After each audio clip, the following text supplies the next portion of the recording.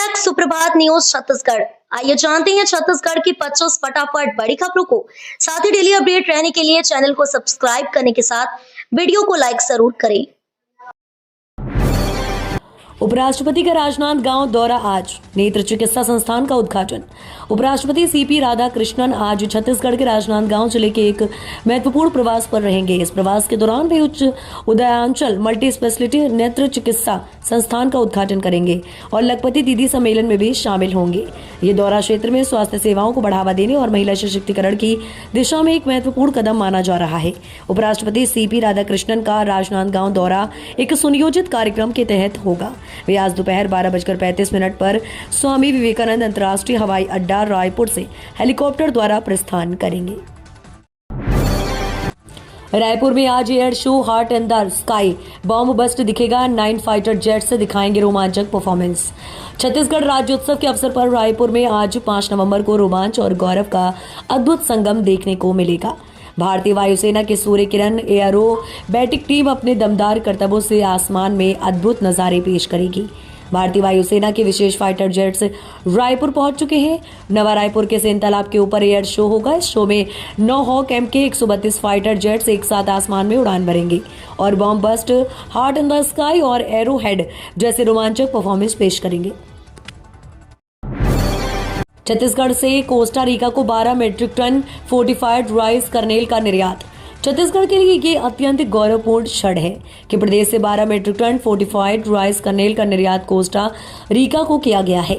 मुख्यमंत्री विष्णुदेव साय ने इस उपलब्धि पर कहा कि छत्तीसगढ़ की पहचान न सिर्फ वैश्विक मंच पर सुदृढ़ हो रही है, बल्कि पोषण, गुणवत्ता और समृद्धि के क्षेत्र में राज्य की साख को नई ऊंचाई भी प्राप्त हो रही है। मुख्यमंत्री साय ने कहा कि ये उपलब्धि प्रधानमंत्री नरेंद्र मोदी के मार्गदर्शन में कुपोषण के खिलाफ छेड़ी गई उस मुहिम का विस्तार है जो अब वैश्विक स्तर पर प्रभाव दिखा रही है। छत्तीसगढ़ में बढ़ाए जाएंगे 2828 मतदान केंद्र। ग्रामीण और माओवादी प्रभावित इलाकों में स्थापित होंगे नए बूथ।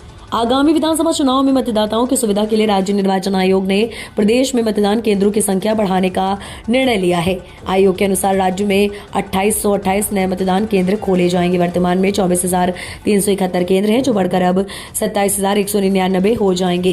निर्वाचन अधिकारियों के मुताबिक जिन इलाकों में जनसंख्या घनत्व बढ़ा है या प्रति केंद्र मतदाताओं की संख्या 1,200 से अधिक हो गई है, वहां नए केंद्र बनाए जा रहे हैं।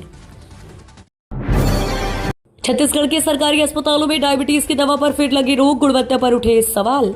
राज्य स्वास्थ्य विभाग ने मधुमेह रोगियों को दी जाने वाली दवा मेटफॉर्मिन 500 मिलीग्राम, गिलमेट्राइड 2 मिलीग्राम के उपयोग पर लगा दी है रोक।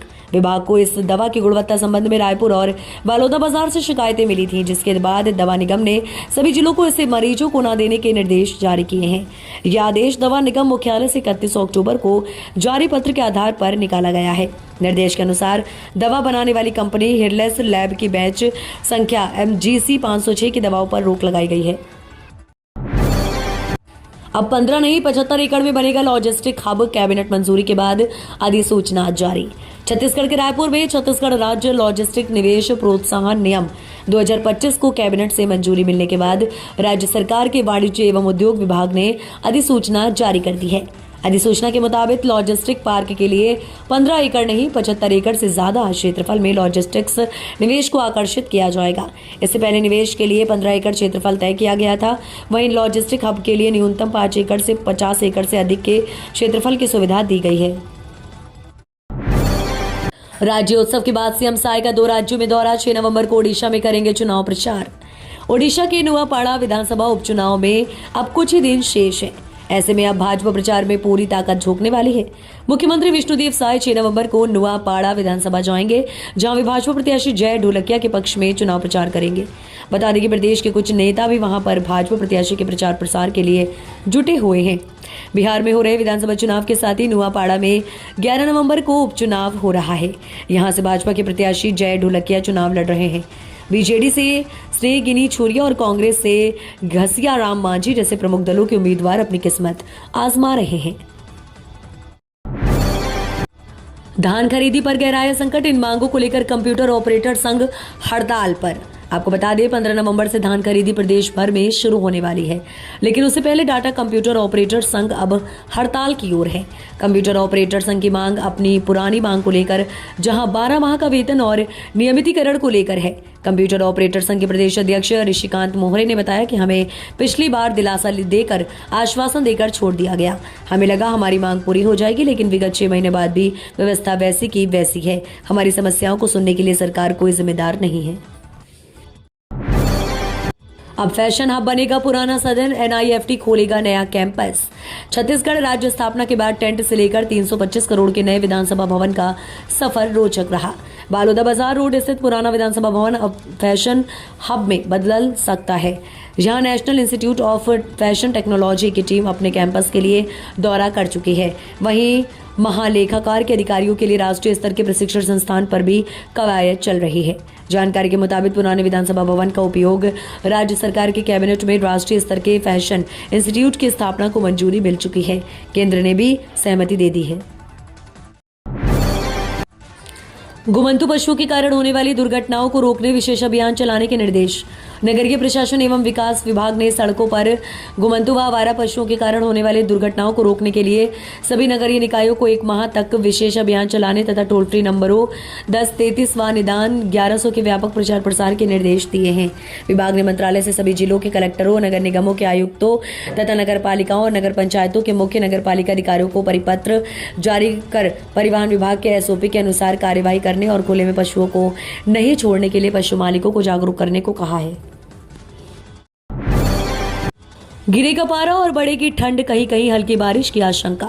छत्तीसगढ़ के मौसम में लगातार उतार चढ़ाव जारी है। इस बीच मौसम विभाग ने छत्तीसगढ़ के कुछ हिस्सों में बारिश की आशंका जताई है। इसी के साथ ही तापमान में भी गिरावट आएगी, जिसके कारण ठंड बढ़ेगी। छत्तीसगढ़ में पिछले कुछ दिनों से चक्रवाती तूफान मोंथा की वजह से बारिश हो रही थी, जिस पर अब विराम लग गया है। फिर भी मौसम विभाग ने रायपुर, बिलासपुर, बलरामपुर और दंतेवाड़ा में हल्की बारिश की आशंका जताई है। बारिश के साथ ही तापमान में कमी देखने को मिलेगी, जिसकी वजह से ठंड बढ़ेगी। कोरबा में भू अधिग्रहण में बाहरी हस्तक्षेप का आरोप, ग्रामीणों ने कलेक्टर से रोक लगाने की मांग की। कोरबा जिले के ACCL गेवरा परियोजना से प्रभावित ग्राम नराई बोध के ग्रामीणों ने अपने रोजगार, पुनर्वास और मुआवजा प्रकरणों में बाहरी हस्तक्षेप का गंभीर आरोप लगाया है। ग्रामीणों ने एकजुट होकर कलेक्टर को एक ज्ञापन सौंपा है, जिसमें उन्होंने कुछ बाहरी व्यक्तियों पर उनके आंदोलन को निजी स्वार्थ के लिए हाईजैक करने का आरोप लगाया है। ग्रामवासियों ने अपने पत्र में स्पष्ट किया है कि उनकी भूमि ACCL गेवरा परियोजना द्वारा अधिग्रहित की गई है।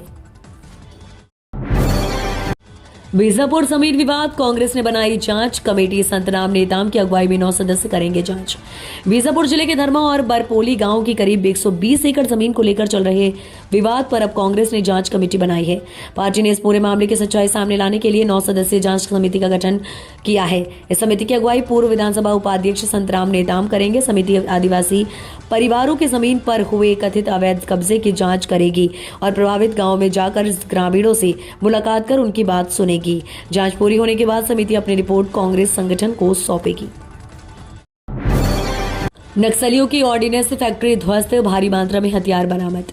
सुकमा जिले के सीमावर्ती इलाकों में चल रहे एंटी नक्सल ऑपरेशन के तहत सुरक्षा बलों को एक और बड़ी सफलता मिली है। जिला रिजर्व गार्ड की टीम ने जंगलों के भीतर नक्सलियों की ऑर्डिनेंस फैक्ट्री का भंडाफोड़ करते हुए उसे पूरी तरह ध्वस्त कर दिया है। ये ठिकाना माओवादियों के हथियार निर्माण और मरम्मत का प्रमुख अड्डा बताया जा रहा है। कार्रवाई के दौरान सुरक्षा बलों ने मौके से कुल 17 rifle, BCL rocket launcher, single shot rocket launcher, देशी भट्टा, भारी मात्रा में बारूद, wire, bore machine, drill machine, pipe, hand drill machine, shield और अन्य विस्फोटक सामग्री बरामद की है। वर्दी की जगह अब होटल की यूनिफॉर्म पहनकर करेंगे जिंदगी की नई शुरुआत। छत्तीसगढ़ के बीजापुर जिले के माओवादियों ने जब पुनर्वास किया, तब मुख्यमंत्री श्री विष्णुदेव साय के संवेदनशील सरकार ने भी इन समर्पित माओवादियों के जीवन को बेहतर बनाने के लिए सकारात्मक कदम उठाए जा रहे हैं, जिसके तहत जगदलपुर के निकट आड़ावाल में लाइवलीहुड कॉलेज में इन 30 आत्मसमर्पित माओवादियों को पुनर्वास कार्य योजना के अंतर्गत मुख्यमंत्री कौशल विकास योजना के अंतर्गत गेस्ट सर्विस एसोसिएट का व्यावसायिक प्रशिक्षण दिया जा रहा है। ये पहल न केवल इन पूर्व माओवादी सदस्यों को आत्मनिर्भर बना रही है, बल्कि बस्तर के पर्यटन को नई ऊंचाइयों पर ले जाने का प्रयास भी कर रही है। बिलासपुर ट्रेन हादसा, CM साय ने जताया दुख, हर संभव सहायता के लिए दिए निर्देश, हेल्पलाइन नंबर जारी। बिलासपुर के पास ट्रेन दुर्घटना का समाचार अत्यंत दुखद है। बिलासपुर जिला कलेक्टर से जानकारी लेकर उन्हें हर संभव सहायता और राहत कार्य संबंधित निर्देश दिए गए हैं। राज्य सरकार इस कठिन समय में प्रभावित परिवारों के साथ है। रेलवे और प्रशासन की टीम तुरंत राहत एवं बचाव कार्य में जुट गई है। घायलों के उपचार के लिए सभी आवश्यक संसाधन और चिकित्सा सहायता सुनिश्चित की जा रही है। राज्य सरकार पूरी तत्परता और संवेदनशीलता के साथ स्थिति पर नजर रख रही है। नर्सिंग होम एक्ट का उल्लंघन मामले में हॉस्पिटल को कारण बताओ नोटिस जारी। नर्सिंग होम एक्ट के प्रावधानों का पालन नहीं किए जाने पर अंबिकापुर स्थित एसजे हेल्थ केयर हॉस्पिटल के संचालक को मुख्य चिकित्सा एवं स्वास्थ्य अधिकारी द्वारा कारण बताओ नोटिस जारी किया गया है। अस्पताल प्रबंधन को निर्देशित किया गया है कि निरीक्षण के दौरान पाई गई कमियों के संबंध में अपना स्पष्टीकरण 3 कार्य दिवस के भीतर प्रस्तुत करें, अन्यथा नर्सिंग होम एक्ट के अंतर्गत अनुशासनात्मक कार्यवाही की जाएगी। ये कार्यवाही कलेक्टर विलास भोसकर के निर्देशानुसार अनुविभागीय अधिकारी राजस्व अंबिकापुर के मार्गदर्शन में गठित राजस्व एवं स्वास्थ्य विभाग की संयुक्त टीम द्वारा की गई आकस्मिक निरीक्षण रिपोर्ट के आधार पर की गई है। बस्तर से दिल्ली की सीधी उड़ान बंद, सामने आई ये बड़ी वजह, टूट रहा लोगों का सपना। बस्तर की उड़ान का सपना टूटता जा रहा है। बस्तर के लोगों को इस बार के विंटर शेड्यूल से बहुत उम्मीद थी कि रायपुर के साथ ही अन्य बेहद जरूरी शहरों की एयर कनेक्टिविटी बस्तर को मिलेगी। रायपुर की फ्लाइट दोबारा शुरू होगी, पर ऐसा कुछ भी नहीं हो सका। उल्टे सप्ताह में 3 दिन जगदलपुर से सीधे दिल्ली जाने वाली फ्लाइट को भी बंद कर दिया गया। अब दिल्ली वाली फ्लाइट सप्ताह में सिर्फ 2 दिन सबलपुर जा रही है। बस्तर के जिम्मेदार नेताओं की दिलचस्पी उड़ान सुविधाओं में विस्तार को लेकर घटती जा रही है, इसलिए बस्तर वासियों की उम्मीद भी अब लगातार टूट रही है।